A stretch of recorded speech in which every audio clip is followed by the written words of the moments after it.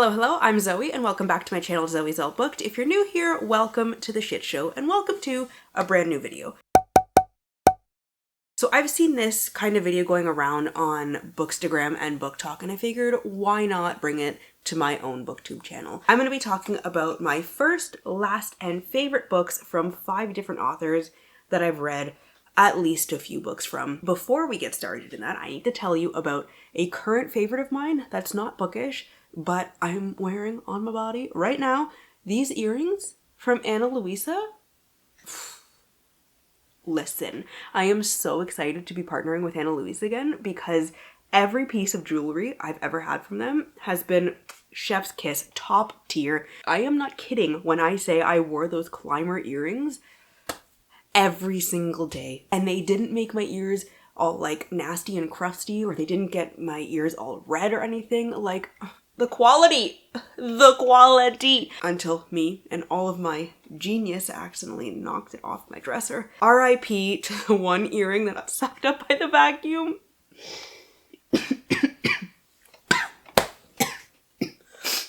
My body cannot handle the grief I'm feeling after that. Oh my god. Forever missed, forever in our hearts. But I've got new favorites now. The roses, I'm having a rose moment in my life. Actually kind of started with my engagement ring that's shaped like a rose. These earrings, fueling my obsession. Also, these other earrings from Luisa, gorgeous! I'm having also a dainty moment in my life, and oh my god. The other ones, perfect Mother's Day gift for any mothers in your life that are into jewelry. Trust me, I'm a tiny human tamer. I know what I'm talking about here. If you're looking for a Mother's Day gift that is both gorgeous, timeless, and tarnish-free, and will last you forever, heard if you're watching this, I'm telling you more, thank you. Click the link in my bio and pick out gorgeous pieces starting at just $39 US. 39 bucks for this kind of quality? Unheard of. Genuinely unheard of. Free shipping to the US and affordable shipping everywhere else. I got you. I'm a Canadian girly. The shipping prices always get me, but not these ones. What do we love more than quality at affordable prices? Sustainability. They're also a carbon neutral country. I almost said carbon neutral country. That is not a carbon neutral company, which means they care about the impact on the planet. We love it. Sustainability, affordability, bourgeois. Stop. You know what to do. Click the link in my bio. Get you or somebody in your life a pair of these gorgeous rose earrings. We can match. We can have a moment. I'm a little delirious, but I think that is a great plan. One last thing before we get started on the books. I said this in a video that has been cursed. Truly cursed. Okay? I've been working on this video for well over a month now, but every time I open up my editing program to edit this video, my whole computer shuts down. So it's cursed, whatever, it's fine. But I want to start talking about the books that I'm currently reading or listening to or whatever, because this is a booktube channel, first and foremost, and we should be talking about current events in the booktube space, i.e. what the hell I'm reading. So I'm listening to Empire of Gold by S.A. Chakraborty, the 3rd book in the Devabad trilogy. Oh, so freaking good. The whole series is so good. I love it so much. I have about 3 hours left in the audiobook. I'm gonna have to be resuscitated after this. I'm 100% sure. You know what? Knock on wood, because that's anxious. Anxious making. Anyways, I'm also reading the Dating Playbook by Farah Roshan, and I'm still currently reading Heart of Glass by Zoe Dean, the 7th or 8th book in the A-List series. That one has been going on. I've been reading that for, it feels like 15 years now. I'm kind of only reading it when I go get my nails done every 3 weeks. I don't know how that happened, but that's what's happening. Anyways, let's get into these books.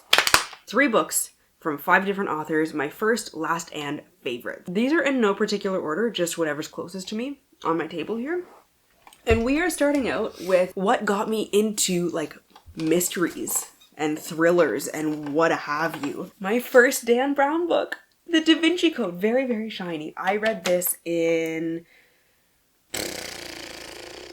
grade 7, grade 8. I know I did a book report on it in grade 8, but I can't remember if I'd read it before then. I think it might have been grade 7. 2005? 2006 maybe? When did this come out? 2003. Yeah, okay, so I probably read this in 2005. If you don't know what the Da Vinci Code is about, where the fuck have you been? A Tom Hanks movie. It follows Robert Langdon. He's in Paris. He's called to the Louvre after hours. Finds out that a man has been murdered. Before this man died, he left a series of clues for Robert Langdon and Sophie Neveu. I need to go to bed, okay? It's after 10 o'clock. It's past my bedtime. Anyways, Robert and Sophie, as they uncover more of these clues and these riddles, they come to a startling realization that the man that was murdered, the curator of the Louvre, was part of this secret ancient brotherhood that protected one of history's greatest secrets. This is a wild ride, okay? You either love it or you hate it. There are people that truly hate this, but it's not me. I thought this was going to be my favorite when I grabbed this, but we'll get to that in a minute. The last book that I read by Dan Brown is Origin. I don't know if he's released one since this one in 2017. If he has, I've missed it, and we need to correct that immediately. This one also follows Robert Langdon, whereas he's in Spain this time. Langdon is invited to a talk where two of life's most fundamental questions will be answered. Where do we come from and where are we going? However, something perilous happens at this talk and somebody will stop at nothing to silence the guy that's trying to expose the answers to these two most fundamental questions. So Langdon and his co-conspirator this time, who is it? Ambra Vidal, a museum director. They need to find the cryptic password that's going to unlock this secret because there are some powerful people that don't want this to be let out into the world.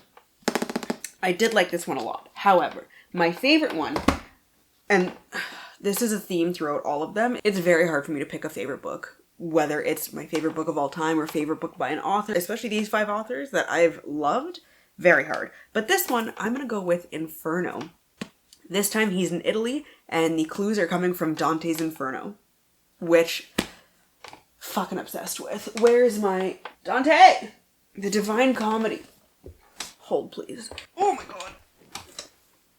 This is my copy that I had when I was getting my German degree. Yeah, when I was double majoring in English and German. My German degree, we had to do like the language, the culture, and then on top of that, we had to do a lot of literature classes with German, Italian, and Spanish authors. Inferno was one of them. We did not read the entire Divine Comedy, just Inferno. I tabbed each canto, and they're all in different colors. That's a very hard word for me, apparently. And then the appendices and everything I tabbed to. I had so much fun doing this. So I'm a little obsessed. And I've also got an illustrated version. Oh my god. Obsessed. Okay, so this one was $10, and it's the entire Divine Comedy with giant ass illustrations in there. There's also full spread illustrations in between Inferno, Purgatory, and Paradise. Anyways, I digress here. I fucking love the Divine Comedy. So this one,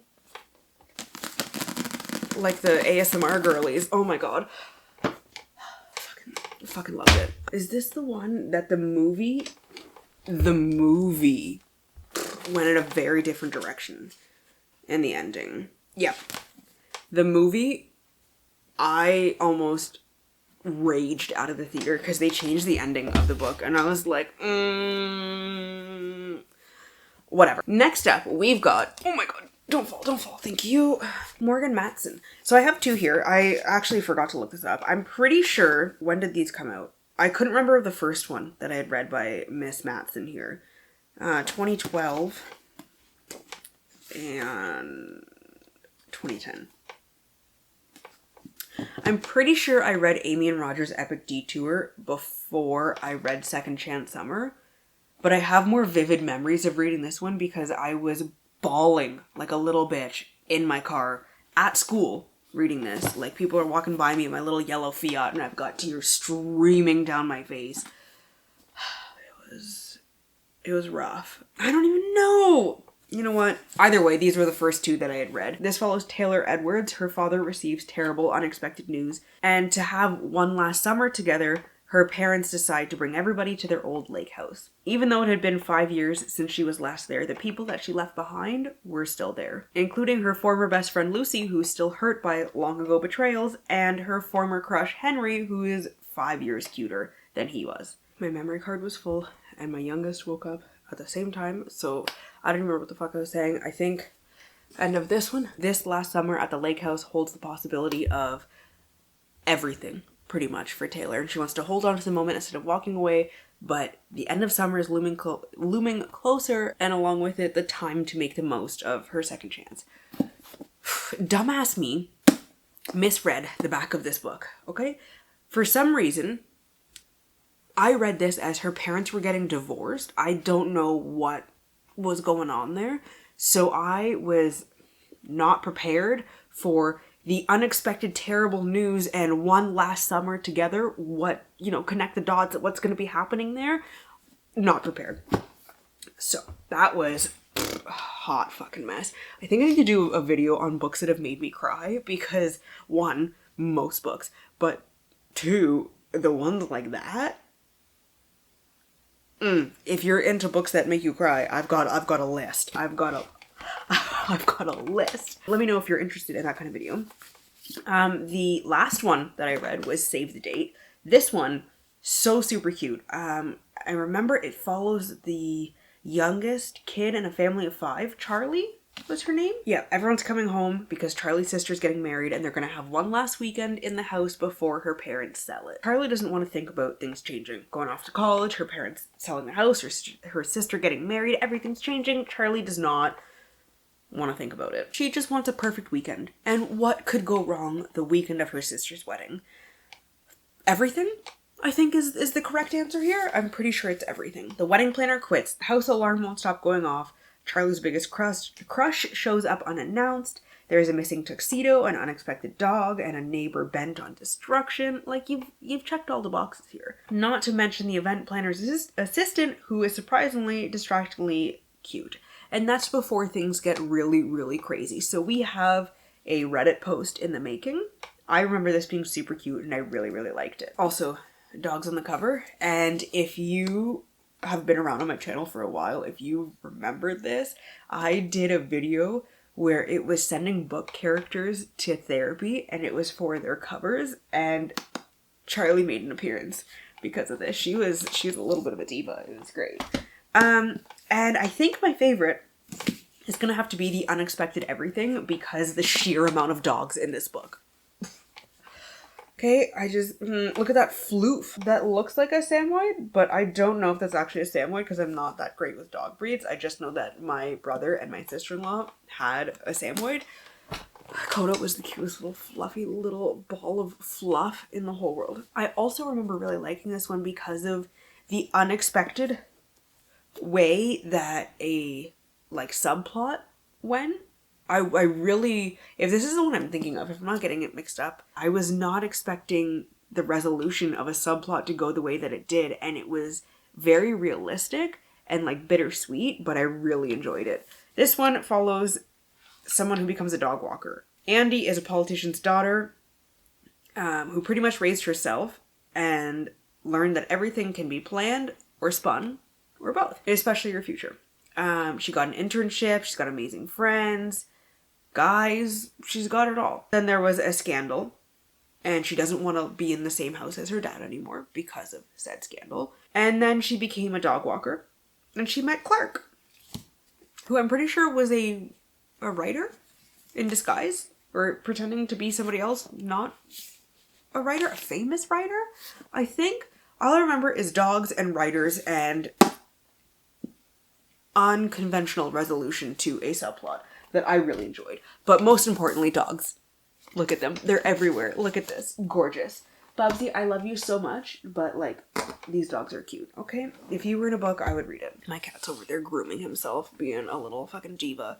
So this one, the next one, I also had trouble picking my favorite. We're going with Christina Lauren, but like old school Christina Lauren. If you know, you know. If you don't know, we'll get to that. My very first one was Beautiful Bastard. This was Twilight fanfiction. This had the 50 Shades of Grey treatment. Did I just say 50 Shades of Gay? No, I said 50 Shades of Grey. Okay. We're fine. Got super popular online. And then Christina and Lauren. Christina Lauren is not one person. It's two women, Christina and Lauren. Christina Billing and Lauren Hobbs, I believe. They changed the names, they changed the setting, whatever. And we ended up with Chloe and Bennett. I love Chloe and Bennett, okay. Intern, boss relationship. We've got a little forbidden romance, forbidden office romance right here. Bennett, the boss, is a beautiful bastard. Chloe cannot fucking stand him, except she wants to jump him. And Bennett also cannot stand Chloe. I got cat hair in my mouth.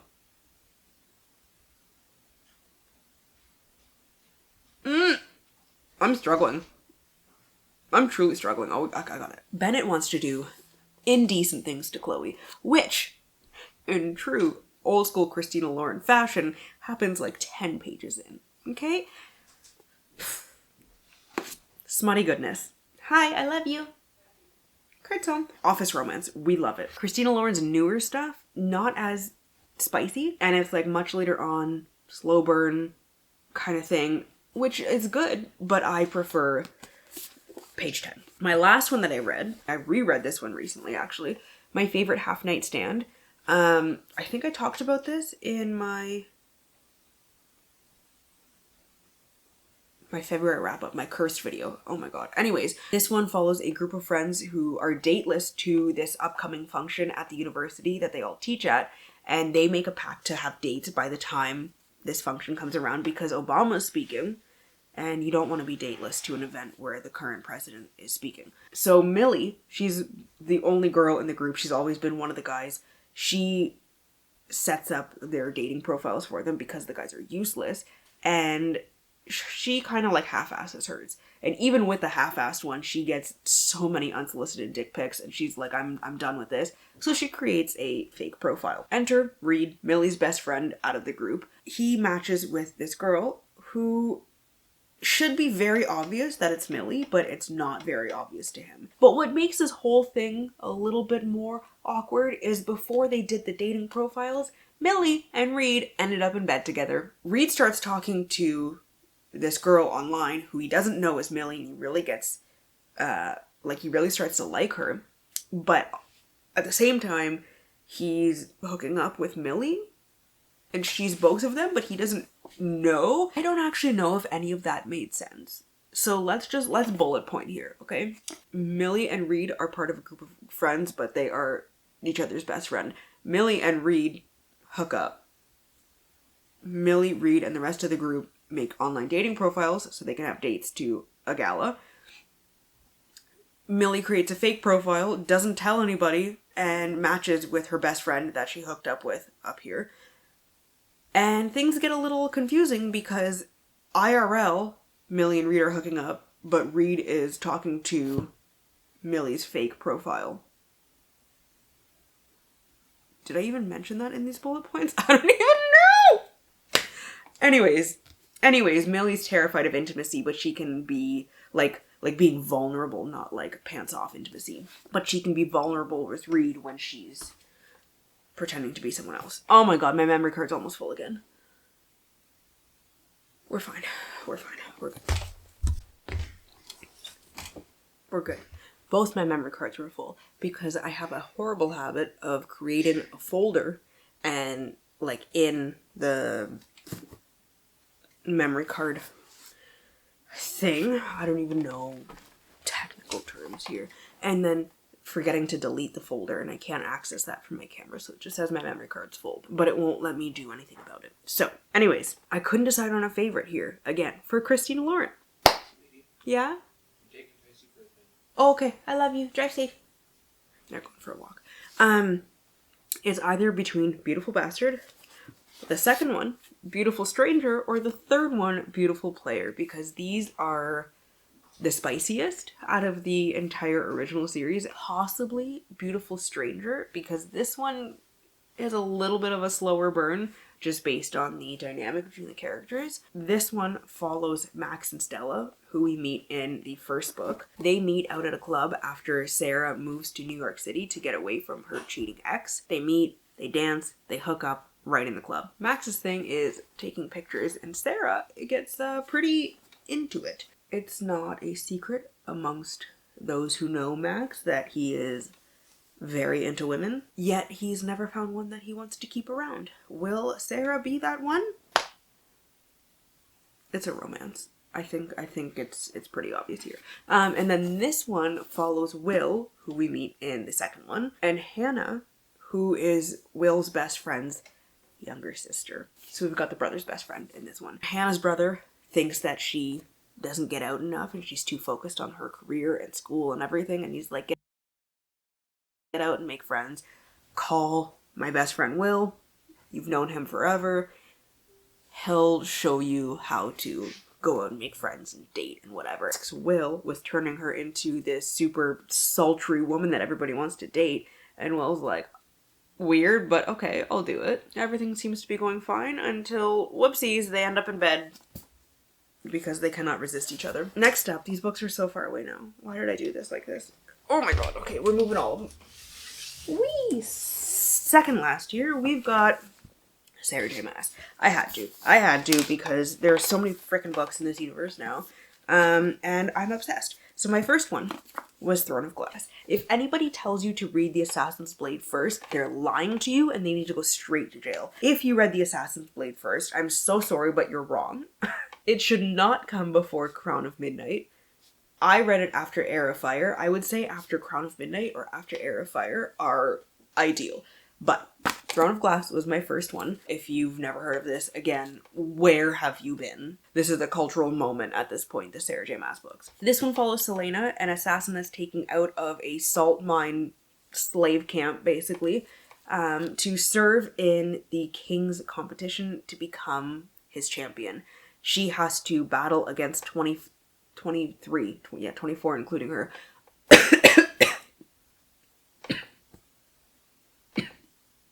I just choked on my own spit. Other thieves, assassins, just general criminals, while they're doing their little competition here, something is killing the other contestants, the other wannabe champions, and Selena needs to figure out what the fuck's going on before it gets to her next. Again, a cultural moment. Is this the best one in the series? No, it's not. However, we will get to that. The last one that I read, unsurprisingly, is House of Flame and Shadow, the most recent book in the Crescent City series. The first book follows, I almost said Danica, but it is not fucking full Danica. We know that. It follows Bryce, whose best friend Danica was brutally murdered. And then she just kind of spiraled into a complete shit show after it happened. The suspected murderer is put behind bars. Everything seems to be case closed with it until people start showing up dead in the same way that Danica and the friends that she was with were murdered. But this guy's still behind bars. So what the fuck's going on here? Bryce is tasked with finding out what is actually going on, and she has to work with Hunt, a fallen angel. He was part of this rebellion. He is now a slave to the Republic. He's got a deal with an archangel to atone for his crimes during the rebellion. For every single person that he killed or somebody that he was responsible for killed, he has to kill someone, an enemy of the archangel. Which, twisted logic, but it is what it is. Hunt's told, though, that if he solves whatever is going on here, he's going to have that number that's in the thousands reduced to 10, I think it was. So Hunt's like, I'm an idiot if I don't take that deal. Great, let's do it. So as Bryce and Hunt start digging through the underbelly of the world, they start finding out that things are even more fucked up than they originally thought. I read this in February. I have the vlog filmed. I have not edited that yet. It will come at some point with my full Thoughts. I liked it. But my full thoughts. Because, like, I wanted more. Anyways, for favorite, I had a very fucking tough time. But I think I'm going to go with Empire of Storms because this is the one that just, like, non-stop emotions, non-stop reveals and twists and turns. Like, I don't know if I can ever say that Kingdom of Ash is my favorite one because of the 13. I'm not saying anything else, but if you know, you fucking know. In the words of Silverstein, I will never recover from this. I will never believe in this again. But also, like, Queen of Shadows, but also, like, Tower of Dawn. Anybody who says to skip Tower of Dawn or that they wanted to because it's Kale's story, Delulu. And being Delulu is not your Salulu hero. God damn it, that's a good book. You learn so much. I fucking love that one. But also, like, Akamath and Akawar? Like, how am I supposed to choose? So I just picked this one because I couldn't choose. So I grabbed the first one that was closest to my hand. Like, yes, I know these aren't, like, the most beautiful, lyrically written, whatever. I don't give a shit. It's entertaining. It makes me feel things. It makes me angry. It makes me happy. It makes me sad. It makes me want to choke someone. It's fucking great. Okay, I love it. It's so good.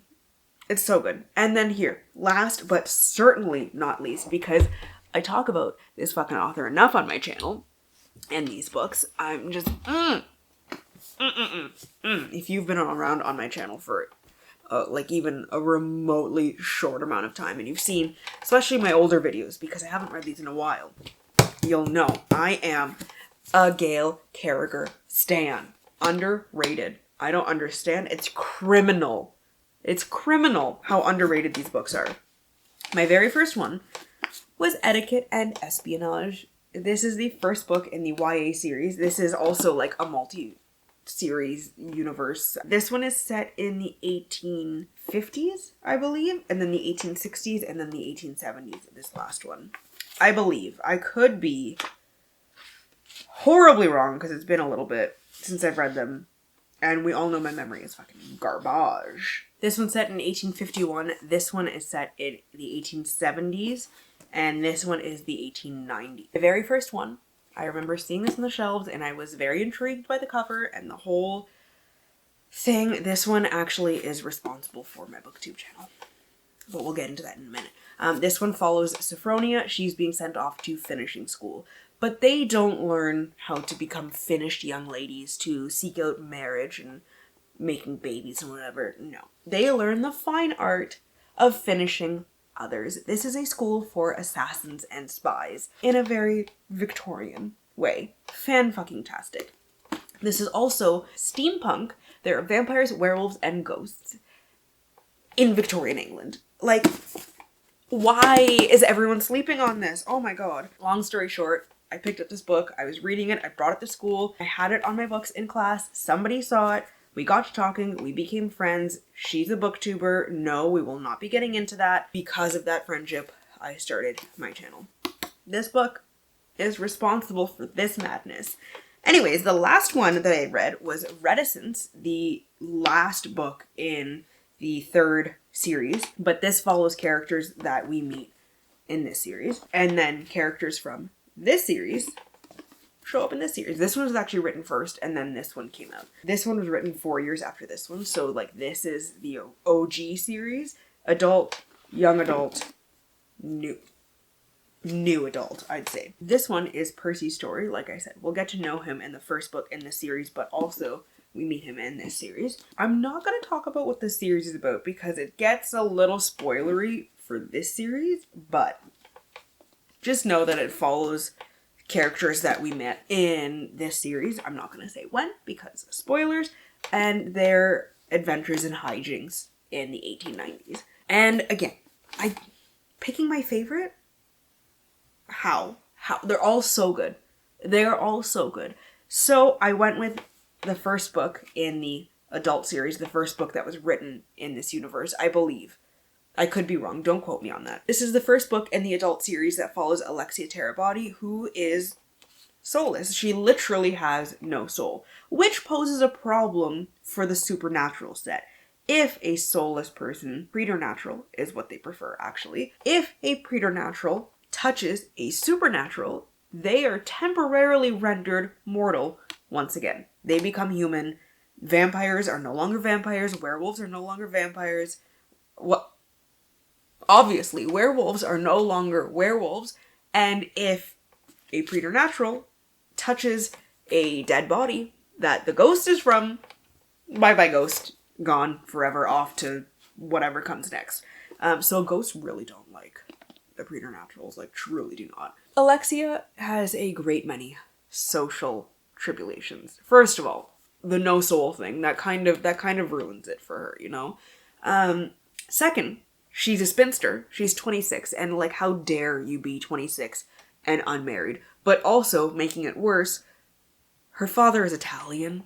And he's dead. Like, how dare you have a dead Italian father? Third, she was rudely attacked by a vampire, breaking every single kind of social etiquette. He didn't even introduce himself. And unfortunately, he was not versed in the etiquette of the time and didn't know to not touch her. Whoops, he touched her. Oh my god, something happened. Accidentally, he's dead because he was mortal when he was touching her, which causes a lot of problems for a lot of people. And who comes to investigate but the werewolf Lord Macon. The very, very handsome werewolf Lord Macon. He's a gruff Scottish werewolf. So he's pretty much on the outskirts of society, just like Alexia. Previous encounters between these two have not been pleasant. They piss each other off so much, and it's fantastic. The dynamic is fantastic. But there's unexpected vampires appearing, and the expected vampires are disappearing, and for some reason, everybody thinks it's Alexia's fault, just because she's got no fucking soul. Like, it's not her fault. Maybe she was born with it. Maybe it's Maybelline. It's a comedy of manners set in Victorian England with vampires, werewolves, tea drinking, treacle tart, and ghosts. Don't forget about the ghosts. And it's just, it's so fucking fantastic. Everybody stop sleeping on this world, okay? Oh my god. I did not intend for that to be so loud. I've got one kid asleep in the room above me. I've got another kid asleep in the room next to him. And I've got another kid asleep in the room across the hall. And that was very fucking loud. I mean, they've all got white noise on, but still, that's it. Let me know down below in the comments if you've read any of these books, if you agree with my favorite choices on any of these, if you have made the right choice and read the Parasol verse by Gail Carriger. That's like the overall name for the universe there, because that's the right thing to do, is to read that series. Or if that's just too much or you don't have a lot of time, drop some hearts down below, preferably purple ones because that's my favorite color. As always, to stay updated with my current reads and how I'm feeling about them, you can follow me on Instagram, Twitter, Goodreads, TikTok, and Storygraph, all at Zoe's All Booked, which I will leave linked down below in the description box. I have actually been super active on Instagram and TikTok, so go check those out. Just a lot of silly bookish shenanigans. Also in the description box is going to be that link for Ana Luisa. Like, once again, look at these gorgeousnesses. Oh my god, I love them. Okay, I'm obsessed. Click the link, get yourself a pair, get a pair for a special woman in your life for Mother's Day, and just make the world a prettier place, because how can you not be gorgeous wearing these? I know for my own personal Mother's Day celebration, when I'm out shopping and going out for lunch and getting new books, I will be wearing a pair of these gorgeous earrings because I'm obsessed. Now my battery dying right at the end. Oh my god. Thank you all so much for watching. If you like this video, please give it a thumbs up, subscribe, and share the video so everyone else can join in on the madness, the chaos, the shit show. With that, we've come to the very end of the video. I hope you all have a wonderful day and get at least a little bit of uninterrupted reading time. I love you awesome nerds, and I'll see you in the next one.